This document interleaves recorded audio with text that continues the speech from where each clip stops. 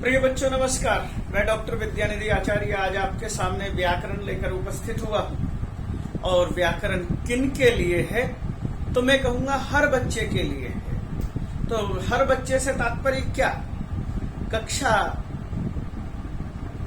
की शुरुआत जहां से होती है हम वहीं से शुरू करेंगे। तो चाहे वह छठी क्लास का बच्चा हो, 7वीं क्लास का बच्चा हो, 8वीं क्लास का, 9वीं, 10वीं, 11वीं, 12वीं, हर क्लास के बच्चे के लिए उपयोगी व्याकरण हो वह आपके सामने मैं उपस्थित करूंगा और उससे जो है आप अच्छी तरह से समझ सकेंगे कि व्याकरण है क्या। तो हम सबसे पहले तो यही बात रखेंगे कि हम जो वर्ण पढ़ेंगे, व्याकरण पढ़ेंगे, तो किन व्याकरणों को पढ़ेंगे तो हम ये कहेंगे अच्छा व्याकरण है क्यों जरूरी। तो हम इसको क्या कहते हैं, व्याकरण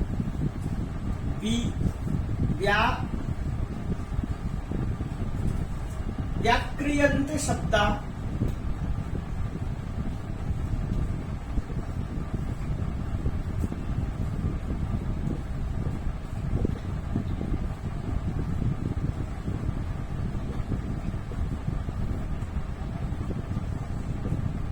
व्याक्रियन्ते शब्दा व्युत्पाद्यन्ते इति व्याकरणम। जिन शब्द से हम व्याकरण करते हैं यानी कि शब्दों का व्याकृत करते हैं, उत्पादित करते हैं, व्युत्पादित करते हैं, व्याख्यायित करते हैं, लेकिन हमें व्याकरण की जरूरत क्यों है। तो मैं ये कहूंगा कि सबसे पहले तो हम ये कहेंगे कि हम संस्कृत व्याकरण पढ़ रहे हैं, तो संस्कृत व्याकरण की क्यों जरूरत है। तो बच्चों सबसे पहली बात तो आपको ये याद रखना पड़ेगा कि व्याकरण इसलिए आवश्यक है जैसे कि नदियां होती है। कई बार होता है नदियां, पहाड़ी नदियां जब नीचे की ओर जाती है तो जहां पर पानी का वेग ज्यादा होता है तो वहां बड़ी तेजी से खेत खलिहानों को भी नष्ट करती चलती है। तो ये आपको समझना पड़ेगा कि खेत खलिहान को यदि नष्ट करती है तो व्याकरण, संस्कृत भाषा क्या है, भाषा भी एक बरसाती उफनती नदियों की तरह है, होती है। और ये भी अनेक तरह के शब्दों को आपके सामने रखते हुए चलती है। आप ये कहेंगे ऐसा कैसे, संस्कृत में तो संस्कृत के ही शब्द होंगे। ऐसा नहीं है, संस्कृत में अन्य भाषाओं के भी शब्द आ सकते हैं और होते हैं। तो ठीक उसी तरह से भाषा बरसाती नदी की तरह से है, पहाड़ी नदी की तरह से है, जिसमें अचानक बड़ी वेग से शब्दों का भंडार बहना शुरू होता है और वो मेढ़ों को तोड़ते हुए आगे बढ़ती है। और उसी मेढ़ को रोकने के लिए ही मेढ़ के माध्यम से नदियां जो है जब खेत खलिहान की तरफ बढ़ने लगती, गांव को ध्वस्त करती है, तो उसके लिए लोग बड़े बड़े पुलिंद बनाते हैं, मेढ़ बनाते हैं, बांध बनाते हैं। ठीक उसी तरह से व्याकरण भी जो है भाषा पर एक तरह से कंट्रोल करने के लिए, लगाम लगाने के लिए मेढ़ का काम करती है। और क्या करती है, बहुत सारे शब्दों को जो गलत लोग उच्चारण करते हैं उन शब्दों को एक व्यवस्थित स्वरूप देने के लिए ही भाषा का शब्द प्रयोग करते हैं। जैसे कि महाभाष्यकार ने लिखा है, हम किन शब्दों का प्रयोग करेंगे, किनका नहीं करेंगे, जो स्वस्थ शब्द हैं या अस्वस्थ शब्द हैं, जो साधु शब्द हैं या जो असाधु शब्द हैं, हम किन शब्दों के माध्यम से समझा सकते हैं। तो वहां पर कहा गया है बृहस्पति प्रवक्ता हो और इंद्र पाठक हो, पढ़ने वाला हो, तब भी इस दुनिया के सभी शब्दों के पार को नहीं पा सकते, इतने अधिक शब्द हैं। तो फिर क्या पढ़ेंगे, कैसे पढ़ेंगे। कहता गौ इति स्थाने, गौ के स्थान पर गौ शब्द शुद्ध है, इसके बदले में लोग गावी, गोनी, गोता, गोपतलिका इत्यादि बोलते हैं। तो क्या हम गौ शब्द बोले, उन शब्दों को हटा दें। हमारा मकसद भी व्याकरण का यही है। अब आर्य शब्द था, आर्य शब्द को हे आर्यो कहने की जगह अरयो अरय इति कुर्वन्ता पराबभूव। जो शत्रु वर्ग थे, राक्षस थे या दानव थे या असुर थे, ते असुरा हेलयो हेलय इति जनता पराभूत हुआ, हे आर्यो कहते हुए पराजित हो गए। तो व्याकरण इसीलिए पढ़ते हैं कि हम शब्द की शुद्धि रख सकें, शब्द में जो यथास्थिति है उस स्थिति को सही रख सके। यही मूल भाव है व्याकरण का। व्याक्रियन्ते व्युत्पाद्यन्ते शब्दा अनेनिति व्याकरणम। और मैं इसके सामने एक चीज और रख रहा हूं, वह ये कि जब आप पंचतंत्र आदि देखते हैं तो पंचतंत्र में एक स्थान पर शुरुआत में कहानी आती है मित्र भेद में कि पाटलिपुत्र के राजा, उनके 6-7 पुत्र थे जो कि अनपढ़ थे। वो चाहते थे कि मेरे बेटे उद्दंड न हो जाएं, इसलिए उन्होंने जो है कहा कि मेरे बेटे को कौन पढ़ाएगा। ऐसी स्थिति में जब कोई भी तैयार नहीं हुआ तो विष्णु शर्मा ने पढ़ाना शुरू किया, कथा के माध्यम से, कहानी के माध्यम से। तो वहां शुरुआत में कहा यद्यपि बहुनाधि से तथापि पठपुत्र व्याकरण। यद्यपि है बच्चे बहुत ज्यादा पढ़ना नहीं चाहते तो भी व्याकरण पढ़ो।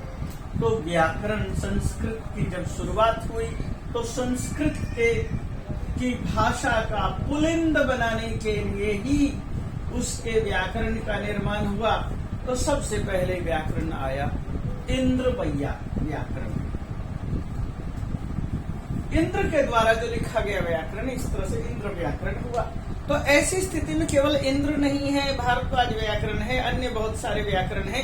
तो इतने सारे व्याकरण होने के बाद भी जब से भाषा शुरू हुई उसके बाद से ही भाषा को एक सही स्थिति देने के लिए हमने व्याकरण का निर्माण करना शुरू किया और सबसे पहला व्याकरण है इंद्रवैया व्याकरण।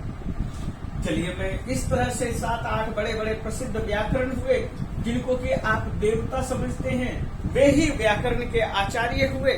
और उसके बाद भी पाणिनि हमारा जो है मूल वैयाकरण है, इसको हम महर्षि पाणिनि कहते हैं, भगवान पाणिनि कहते हैं। ये लगभग 550 ईसा पूर्व पैदा।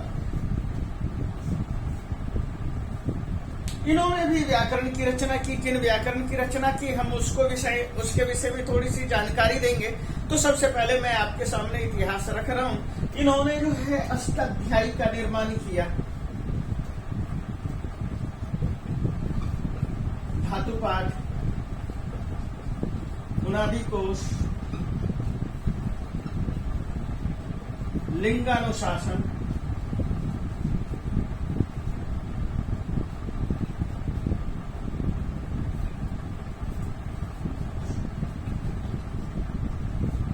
गणपाठ,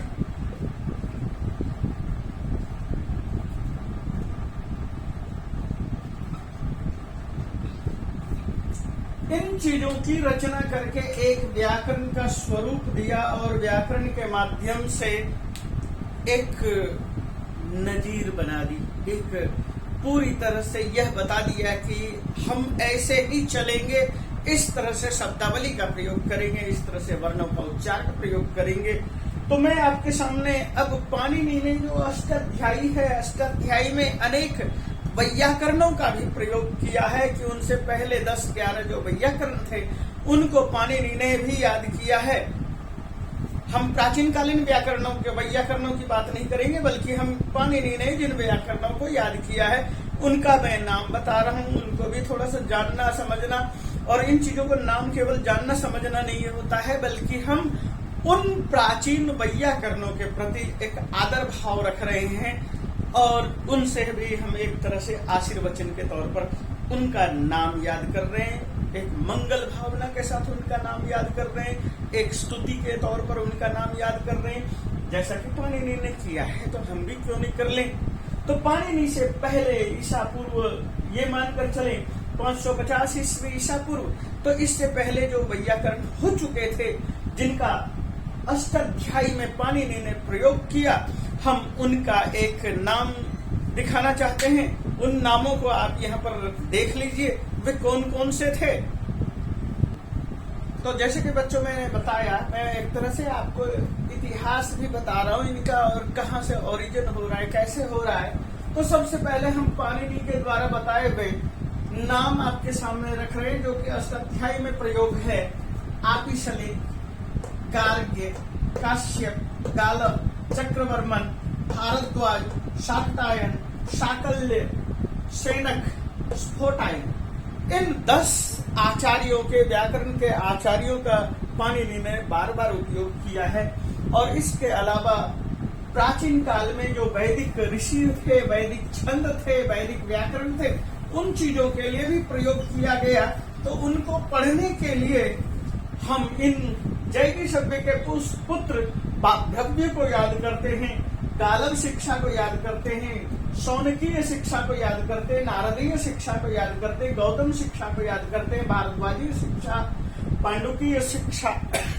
इन सारी शिक्षाओं को, शिक्षा से तात्पर्य क्या है, इनके सबके शिक्षा के सूत्र थे पाणिनीय शिक्षा। जैसे कि हम कहते हैं पाणिनीय शिक्षा का मतलब वर्णोच्चारण करने की विधि, और इन चीजों का उल्लेख हमें शिक्षावल्ली में मिलता है।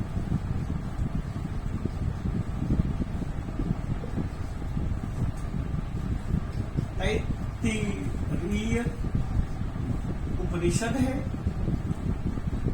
वह 3 वल्लियों में है। भृगुवल्ली है, ब्रह्मवल्ली है, शिक्षावल्ली है।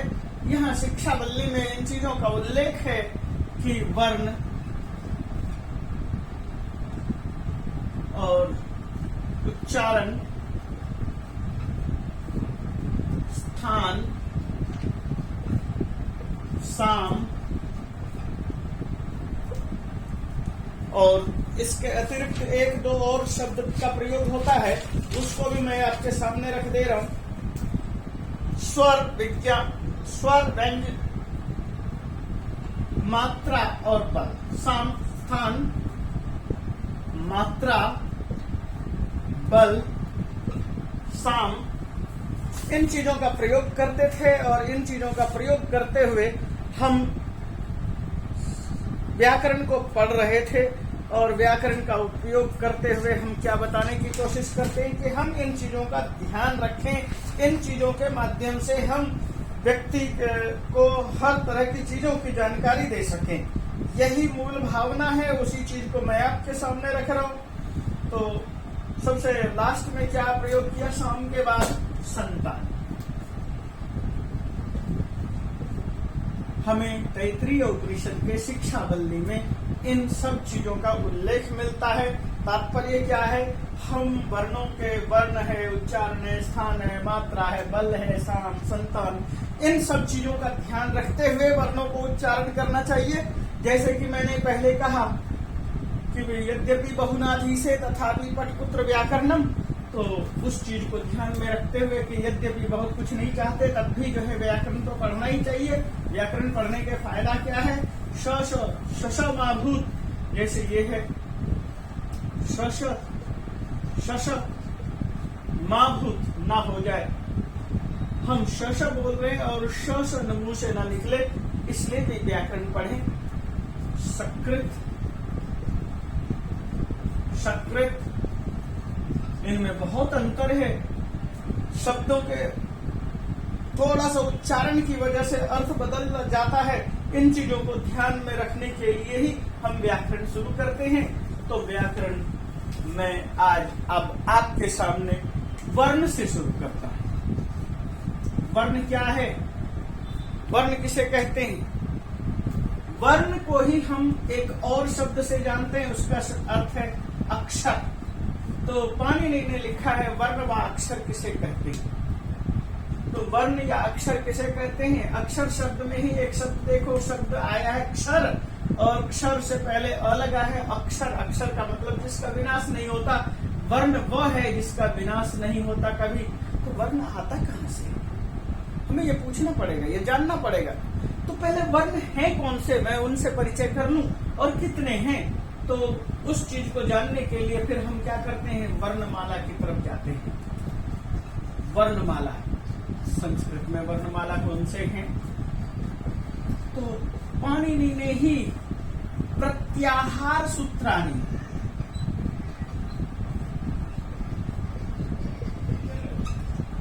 लिखकर हमें वर्ण या वर्णमाला की तरफ जानकारी दी। और इसी चीज को अनेक लोग माहेश्वर सूत्र भी बोलते हैं। वो क्या है, मैं वो भी आपके सामने परिचय करा रहा हूं। तो उस परिचय को मैं पहले उन सूत्रों को आपके सामने लिख दे रहा हूं और वहीं से फिर हम आगे बढ़ेंगे। तो जैसा कि मैं शुरू से चल रहा हूं, पाणिनि का नाम लेते हुए आगे बढ़ रहा हूं, तो मैंने पाणिनि के ही नाम से, पाणिनि के ही सूत्र आपके सामने जो अष्टाध्यायी के शुरुआत में दिया हुआ है, उस चीज को आपके सामने उपलब्ध कराया। प्रत्याहार सूत्र कहते हैं और इसे माहेश्वर सूत्र भी कहते हैं। ये है कितने? तो 14 हैं। यदि आपसे कोई पूछता है कि वर्णमाला में कितने सूत्र हैं, तो आप सूत्र यदि बोलता है तो आप ये बता सकते हैं कि 14 सूत्र होते हैं। अब ये है क्या? ऐ उन, ऋल ऋक, ए औंग, ऐ औच। यहां तक देखिए, ये स्वर है। आगे देखिए, हय वरठ, ये क्या है? अंतस्थ है। उसके बाद लण, यमगणनम, झभय, घड़दस, जबगड़दस, ये तीसरा वर्ण है। वर्णमाला का तीसरा वर्ण है। ये क्या है? ये चौथा वर्ण है। ये क्या है? ये 5वां वर्ण है। मैं आपके सामने अभी आपको दिखाऊंगा। ये क्या है? यहां से यहां तक दूसरा वर्ण है। ख, फ, छ, ठ, थ, च, ट, त, क, च, ट, त और क पर, ये पहला वर्ण है।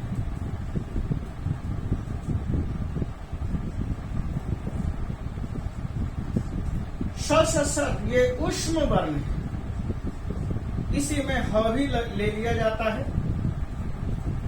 हम इन चीजों को देखेंगे। ये हमारे पाणिनि के सूत्र हैं और पाणिनि के इन्हीं सूत्रों को अन्य वैयाकरणों ने सरल बनाने के लिए ये कहा कि पाणिनि ने ये सूत्र लिखे हैं, तपस्या के आधार पर लिखा है। उनको व्याकरण का निर्माण करना था, व्याकरण का महान जटिल ग्रंथ था। ये मान करके चलिए, लातूर में पाणिनि पैदा हुए, जो अभी पाकिस्तान का हिस्सा है। वो ईरान से लेकर म्यांमार तक पैदल घूमते रहे और उन्होंने एक स्थान से अनेक दूसरे स्थान पर पैदल यात्रा करते हुए अनेक गांवों में जा करके उन शब्दों को इकट्ठा किया और इकट्ठा करने के बाद उनका व्याकरण का निर्माण किया। कितना कठिन काम किया। कहाँ म्यांमार है और कहाँ पर ईरान है, वहां से लेकर ईरान, इराक, मेसोपोटामिया सब घूमते हुए जो आपका पाकिस्तान का हिस्सा है, अफगानिस्तान का हिस्सा है, भारत पूरा भ्रमण करते हुए वो म्यांमार तक चले गए और सब जगह घूम करके उन्होंने शब्दों को एकत्र किया।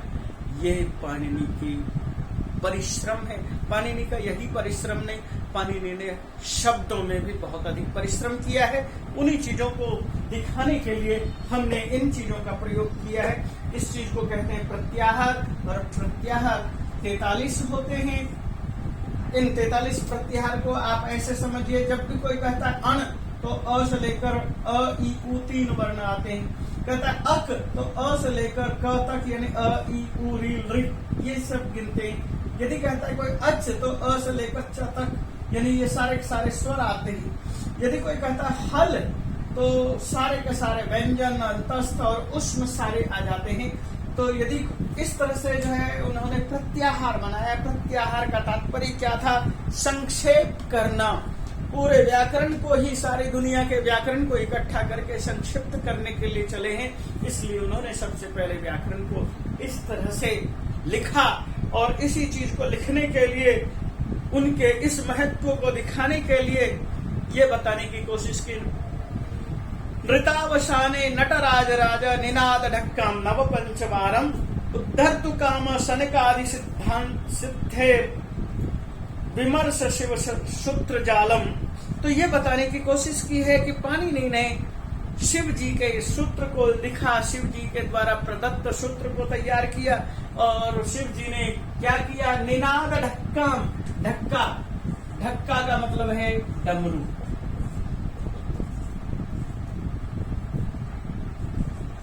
तो शिव जी ने तांडव किया और तांडव करने के बाद डमरू बजाया, और डमरू बजाया कितनी बार? 14 बार। तो यहाँ शब्द प्रयोग क्या किया है श्लोक में? नव पंच बारम। तो 9 और 5 कितने हुए? 14।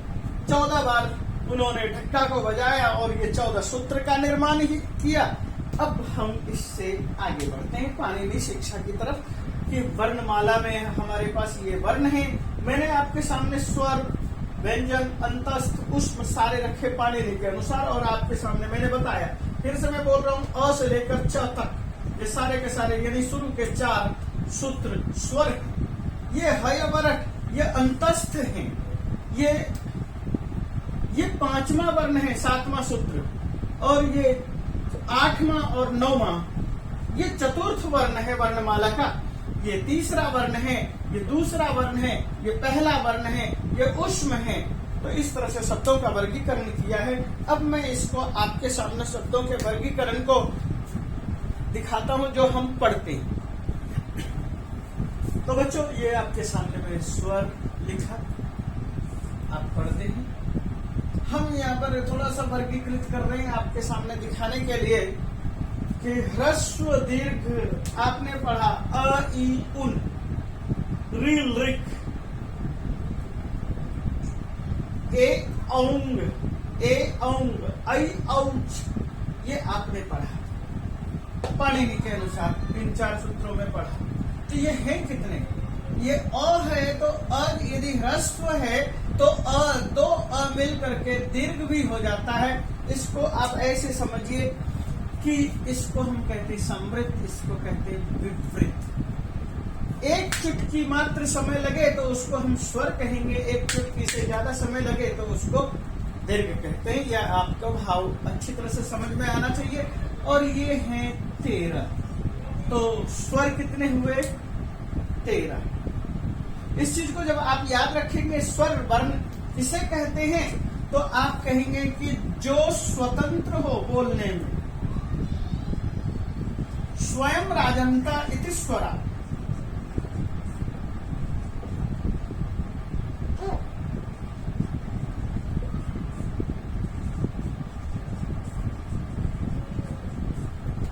स्वर हम उसी को कहते हैं जो स्वयं है, स्वयं प्रकाशित है, स्वयं राजन्त है, स्वयं प्रकाशमान है।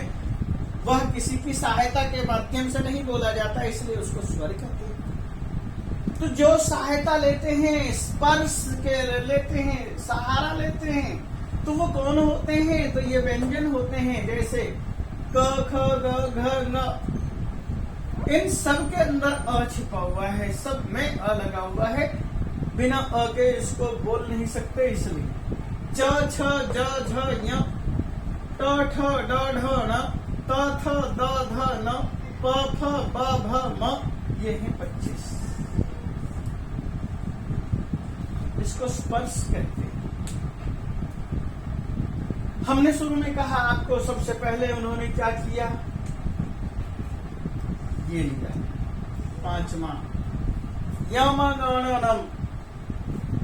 उसके बाद लिया झ, भ, य, घ, ढ, थ, श। जब है गणदस। चौथा, उसके बाद क्या लिया? जब गणदस। जब, ग, ण, द, जब गणदस। उसके बाद लिया क्या लिया? ख, फ, छ, ठ, थ, च, थ, वो लिया सूत्र। और आधा के बाद जो है उसमें आया क, प, चट, तब। ये जो शुरू हुआ ये पहला। तो पहला, दूसरा, तीसरा, चौथा, 5वां मैंने वहां पर बताया, तो आपको लगा होगा कि ये क्या बला है। पहला कौन सा? वर्णमाला में कवर्ग का पहला वर्ण। कवर्ग ये जो है कवर्ग, चवर्ग, टवर्ग, तवर्ग का पहला क, च, ट, त, प, ये पहला कहलाएगा। ख, फ, ख, छ, ठ, थ, फ, ये दूसरा वर्ण है। और ग, ज, ड, द और ब, ये तीसरा वर्ण है। ध, झ, ढ, थ, फ, ये चौथा है न य ण न म, ये 5वां वर्ण है। 5 वर्ण है, पहला दूसरा तीसरा चौथा को भी है, आप ऐसे देख सकते हैं। ये आप सब जानते हैं, आपको मालूम है लिखने का तरीका किस तरह से है, हमने उसी हिसाब से आपके सामने रखा। और ये आपके पास वर्णमाला के 25 वर्ण, ये 13 वर्ण ये आपके सामने रखे। इन 13 को यदि आपने देख लिया तो अब हम बात करते कि क्या कहेंगे, इसको व्यंजन कहते हैं, स्वर कहते हैं। व्यंजन को स्वरों की आवश्यकता होती है बोलने के लिए। जैसे मैंने बताया क, यदि हम क ऐसे नहीं रखेंगे, अ हटा देंगे तो ये ऐसे पोजीशन हो जाएगी और उसको बोलने में दिक्कत होगी। उसके बाद ये शब्द आता है अंतस्थ। ये अंतस्थ 4 हैं, उष्म भी 4 है। अंतस्थ क्या मतलब है? य व र ल, आपने देखा ह या वरट, जैसे स्वर खत्म हुआ उसके बाद ह या वरट शुरू कर दिए, ह शब्द वहां पर भी आया। और उसके बाद उष्म सबसे लास्ट में आया। चूंकि हमारे पास 2 ह था वहां पर, यहाँ पर 1 ह हम लिख रहे हैं लेकिन हमारे पास 2 है। और पतंजलि कहते हैं यदि और भी ह की जरूरत है तो और भी ह बना लो, कोई दिक्कत नहीं। तो य व र ल ये 4 वर्ण हैं, इसको अंतस्थ कहते हैं। अंतस्थ क्यों कहते हैं? अंतस्थ ये दिखने में व्यंजन की तरह है और व्यंजन नहीं है।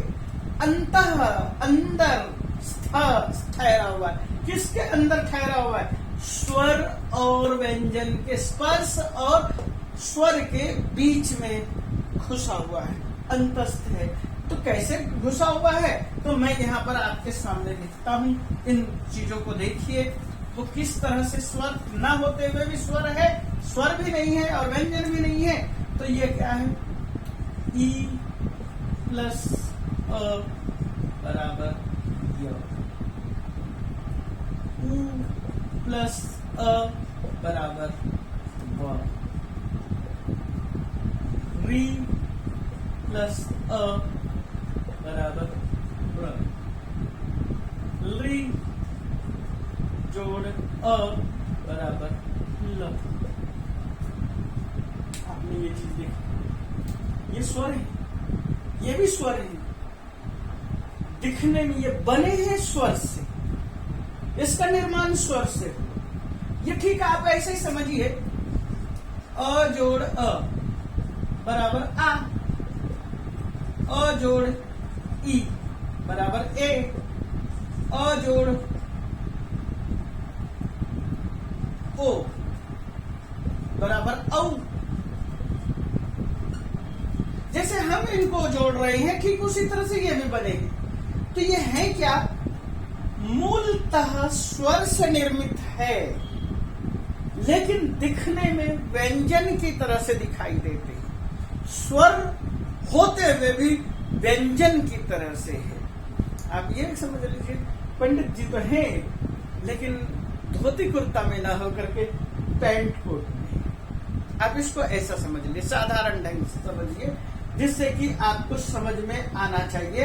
ये स्वर हैं, स्वर की तरह से दिखाई नहीं देते, व्यंजन की तरह से दिखाई देते हैं, व्यंजन नहीं। इतना ही मैं कहूंगा इस चीज के लिए। इसलिए इसको कहा जाता है अंतस्थ। अंतः स्थित, अंदर रहता है। किसके अंदर रहता है? स्वर के अंदर रहता है, व्यंजन के अंदर दिखाई देता है, दोनों के बीच में है, सैंडविच की तरह से। अब आगे ये चीजें हैं श, श, स, ह। ये क्या है? ये उष्म कहलाते हैं। ये उष्म का मतलब क्या है? इनको बोलते ही हमारे मुंह से बहुत ज्यादा गर्म हवा निकलती है, इसलिए इसको स्वर कहते हैं। अब हम इससे आगे बढ़ते हैं। वह कुछ और शब्द हैं। आपने यहां पर देखा, हमने सबसे पहले स्वर 13 गिने, फिर स्पर्श गिने, व्यंजन गिने, और इन सब चीजों को गिना। कैसे गिना? तो हमने ये गिना, स्वर 13, स्पर्श 25, अंतस्थ 4, ऊष्म 4, ये आप जो। इसके अलावा मैं और कुछ वर्ण आपके सामने दिखा रहा हूं जो कि अनुनासिक कहलाते हैं। वो लिखे कैसे जाते हैं उस चीज को आपके सामने रखना, वो अनुनासिक वर्ण कहलाते हैं। अनुनासिक भी नहीं कहें, बल्कि हम उसको ऐसा कहें अयोगवाह।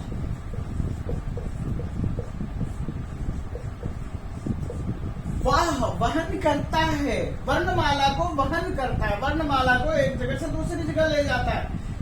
योग नहीं होता, जुड़ता नहीं, अयोग रहता है, इसलिए अयोगवाह। तो देखिए आपने ये ऐसा देखा होगा, क्या कहेंगे इसको, अनुस्वार।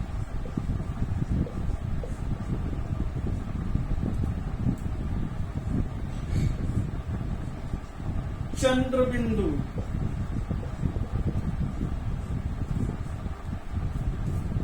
इसके अतिरिक्त आपने क्या देखा है, ये एकदम छोटा है, ये उससे बड़ा है, और एक इससे बड़ा और भी होता है। इसको क्या कहते हैं, इसको कहते हैं दीर्घ चंद्र बिंदु कह सकते हो, या इसका उच्चारण जो है ध्वंग की तरह से करते हैं। आपने मंत्र पढ़ा है, सर्वम वै पूर्णं ध्वंग स्वाहा। यहां पर देखिए सर्वम में बिंदी है, अनुस्वार है, और पूर्ण के साथ यहां दीर्घ अनुस्वार है। इसको क्या कहेंगे, सर्वम वै पूर्ण ध्वंग। यहां पर मात्रा ज्यादा देनी है, ये साउंड है। इसके अतिरिक्त और भी कुछ है, उस चीज को भी देखिए। आपने कभी देखा इसका उच्चारण न तो ल है, न ही ड है, न ही ड़ है, क्या है, ळ ळ ळ। आपने बहुत सारे लोगों को हरियाणा में बोलते सुना होगा, ताला नहीं बोलते, ताला। इसका उच्चारण आज भी उपलब्ध है हरियाणा में, और वैदर्भी भाषा जहां भी प्रयोग है उनमें, और महाराष्ट्र के कुछ हिस्से में, या फिर कर्नाटक। तो ये ड़ का उच्चारण है, न तो ल है, न ड़ है, पेड़ वाला ड़ भी नहीं है, न ही ड है, और ड़ का उच्चारण है। ये तो संस्कृत में होता ही नहीं, ये होता है तो अपनी अपनी जगह है। इस चीज को हम दिखाने की कोशिश कर देते हैं। तो अब हमने बहुत सारे सिचुएशन को आपके सामने रखा, अब हम ये बताते हैं कि इनका उच्चारण स्थान कहां से है।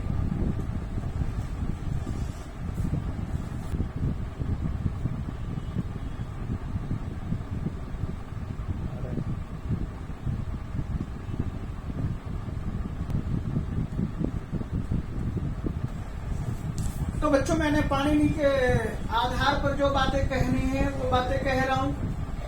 उच्चारण स्थान की बात हम कर रहे हैं, और उच्चारण स्थान कहाँ से उच्चारण होता है और उनको क्या कहा जाता है, अक्कु विसर्जनीया कंठ्या। और कु से मतलब है कवर्ग, विसर्जनीय विसर्ग, और ह भी है, ये कंठ से बोले जाते हैं, इसलिए इन वर्णों को कंठ्य वर्ण कहा जाता है। मैंने ये सूत्र लिखा और सूत्र का ये आपके सामने दिखा दिया अलग से। इसी तरह से इचु यशास तालव्य है, ई है, चू से मतलब चवर्ग है, य है, और तालव्य श है, ये तालु से बोले जाते हैं, इसलिए इनको तालव्य बोला जाता है। ठीक उसी तरह से ऋतु रसाणाम मूर्धन्य री है।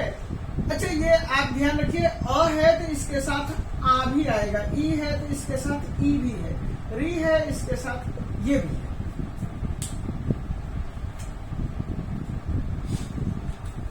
ऋतु, टू से मतलब एक वर्ग, ट ठ ड ढ ण, और र और श ये मूर्धा से बोले जाते हैं, इसलिए इनको मूर्धन्य बोला जाता है। ऋतु लसान दंत्या री है, त थ द ध न है, और स है, ये दांत से बोले जाते हैं, इसलिए इनको दंत्य बोला जाता है। प फ ब भ म ऊ है, प फ ब भ म है, और एक उपपदमानी होता है, एक इसी तरह से और थोड़ा सा बड़ा हिस्सा होता है जिसको कपकार कहते हैं। तो वे ओठ से बोले जाते हैं, इसलिए उनको ओष्ठ कहा जाता है। चूंकि ये सब न, य, न, म, ये सब हर वर्ग में आ चुके हैं, ये देख लीजिए। फिर भी हमने इसको अलग से लिख दिया है, स्व वर्ण, स्व वर्ग, नासिक्य। इसको हम ऐसे बोलेंगे, ये नाक से बोले जाते हैं, इसलिए नासिका कहा जाता है। और ए और ओ मैंने इससे पहले आपको बताया कि कैसे स्वरों के मेल से बना है, इसलिए कंठ और तालु से बोले जाते हैं। इसलिए कंठ से मतलब क्या है, पहला कंठ वाला है अ है, और बाद वाला तालु वाला है अ, और ई बराबर ए, अ और ए बराबर आई, अ और ओ बराबर, अ और उ बराबर ओ। तो जो कंठ से बोले जाते हैं उसको पहले लिखा है कंठ और फिर ओष्ठ। तो यही कहा एदो कंठ तालव्यो, ओदो तो कंठ ओष्ठ्यो। और अनुस्वार यहाँ लिखा है, वकार जो है दांत और ओठ दोनों से मिलकर के बोले जाते हैं। ये चीजें हमने आपके सामने रखा है। तो ये जो था स्वर, व्यंजन, अंतस्थ, ऊष्म, अयोगवाह, इन सब चीजों को आपके सामने रखा। हमने कहा वर्णः कति, वर्ण कितने हैं, अब आप गिनते रहिए। वर्णः त्रिषष्ठी कहा जाता है, वर्ण 63 होते हैं, लेकिन हमने आपके सामने 63 नहीं दिखाए हैं। हमने सबसे पहले स्वर 13 दिखाए, फिर अंतस्थ दिखाए 25, उसके बाद 4 दिखाए। अंतस्थ ये स्पर्श है, और ये अंतस्थ है, ऊष्म है, और इसी तरह से 4 और हमने आपके सामने अनुस्वार आदि दिखाए। तो ये कितने हुए, 13, 25, ये 33 और 10, 43, 44, 45, 46, और 46 और 4।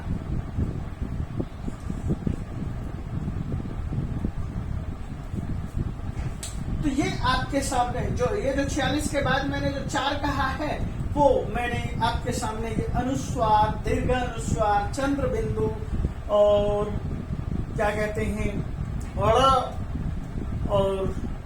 इसी तरह से जो है ध्वन का जो उच्चारण किया वो सारे दिखाए। फिर ये कपकार दिखाए, उपपदमानीय दिखाए। ये सारे जो दिखाने का मतलब है, ये लगभग 55 तक हमने आपके सामने रखा। लेकिन पाणिनि कहते हैं वर्णः त्रिषष्ठी, वर्ण कितने हैं, 63 हैं। तो हम 63 वर्णों का प्रयोग नहीं करते हैं, बल्कि हम जितने वर्णों का प्रयोग कर पाते हैं उन्हीं चीजों को आपके सामने रखते हैं। हम हिंदी में पढ़ा रहे होते तो हम कहते हैं कि 49, इतना ही काफी है, जितने की आवश्यकता है उतना ही जरूरत है। तो ये हमने जो वर्ण है, वर्ण का कहाँ प्रयोग है, कैसे प्रयोग है, इन चीजों को आपके सामने रखा। और ये था वर्ण और उच्चारण। वर्ण और उच्चारण आपके सामने रखा। यदि वर्ण और उच्चारण आपको समझ में आ जाए तो आप अच्छी तरह से जो है ये 9वीं में भी इस तरह के उच्चारण स्थान का प्रयोग किया जाता है, और प्रश्न होता है और आपके सामने कुछ इस तरह से प्रयोग होता है। बड़े सरल ढंग से पूछा जाता है, बच्चे नहीं कर पाते हैं क्योंकि उनको इन चीजों की जानकारी नहीं होती। वो ये दिखाते हैं, लिखते कैसे हैं,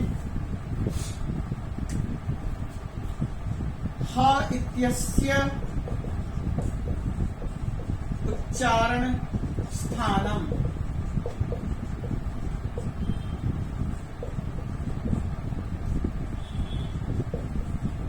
आपको टिक लगाना है। ह इत्यस्य उच्चारणम,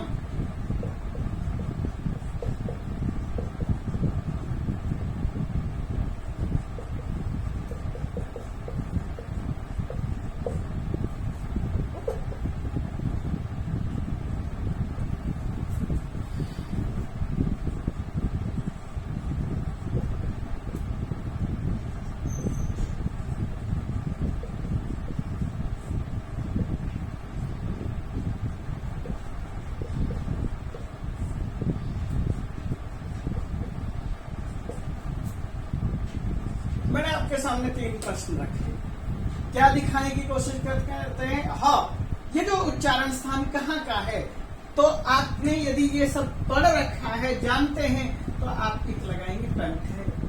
ठ पूछा है, ठ आपने यहाँ देखा है, तो आपका ठ का उच्चारण स्थान कहाँ है पूछा जाता है, तो आप टिक लगा सकते हैं, मूर्धा का है।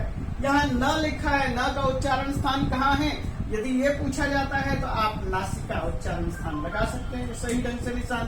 तो इस तरह से प्रश्न पूछे जाते हैं, इस तरह से उच्चारण स्थान होता है। इन उच्चारण और उच्चारण स्थान के साथ मैंने आपके सामने इन वर्णों को रखा है। वर्ण व अक्षर किसे कहते हैं, तो वर्ण व अक्षर आपके सामने रखा, वर्णमाला आपके सामने रखा, उच्चारण स्थान आपके सामने रखा, इनको लास्ट में क्या बोला जाता है वह भी आपके सामने रखा। और इसी के साथ मैं वर्ण या वर्णमाला और उच्चारण स्थान के नाम से बनाए हुए इस वीडियो को आपके सामने विराम देता हूं। आपने सुना, इसके लिए धन्यवाद। इसको हर कक्षाओं में सब्सक्राइब करिए और जानिए और आगे बढ़ाइए, जिससे कि आप सही ढंग से उच्चारण कर सके, जान सके। धन्यवाद।